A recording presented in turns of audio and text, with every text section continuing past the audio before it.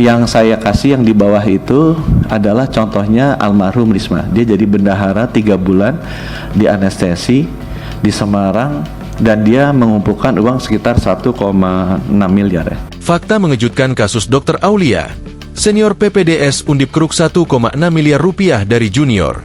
Dr. Aulia Risma, peserta PPDS Anestesi Undip, meninggal dunia dengan cara bunuh diri karena tak tahan dibully oleh seniornya tahun lalu. Almarhumah yang merupakan bendahara angkatan ternyata diminta terima setoran uang di luar biaya pendidikan. Jumlahnya fantastis sekitar 40 juta rupiah sampai ratusan juta rupiah per bulan. Sementara peserta PPDS Undip Angkatan 2022 sebanyak 10 orang. Menteri Kesehatan Budi Gunadi sadikin buka-bukaan soal biaya yang rutin dikeluarkan sebagian besar peserta program pendidikan dokter spesialis, PPDS. Dalam catatan mendiang almarhumah Dr. Aulia sebagai bendahara prodi angkatan, terdapat bukti pengumpulan iuran dengan nilai fantastis hingga 1,6 miliar rupiah. Data tersebut didapatkan dari Audit Pusat Pelaporan dan Analisis Transaksi Keuangan, PPATK.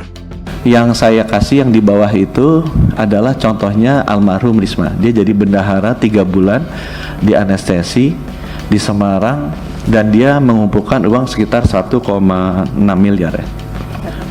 Nah, ini semua datanya yang di bawah ini diambil dari data PPATK. Jadi kita lihat ada iuran rutin setiap bulan yang ditransfer dari 10 peserta didik kepada yang bersangkutan sebagai bendahara, kemudian dari situ uangnya mengalir ke oknum-oknum tertentu. Jadi data itu ada di PPATK. Beber Menkes dalam rapat kerja bersama Komisi 9 DPR RI, Rabu, 30 April 2025.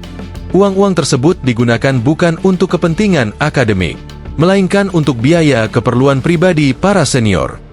Dan data-data ini selalu konsisten keluar hampir di semua sentra-sentra pendidikan. Begitu pengaduannya dibuka, kita kirimkan tim audit, auditnya masuk, uangnya keluar. Ya. Ini hampir rutin juga, sama seperti yang ada tadi di Jarkom. Ya. Ungkapnya, Menkes menyebut pemalakan ini juga terekam dalam grup Jarkom, grup yang isinya bullying hingga makian senior ke junior. Praktik ini terungkap lewat laporan ke pihak Kemenkes dalam 3 tahun terakhir.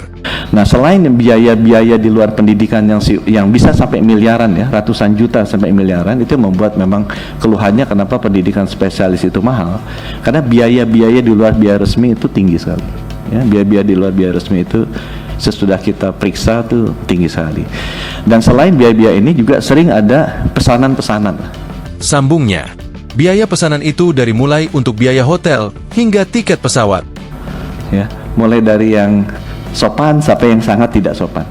Baik untuk seniornya maupun juga untuk beberapa konsulen-konsulennya. Kita lihat ada data-datanya. Nah, data-data ini kita dapatkan pada saat audit kita periksa.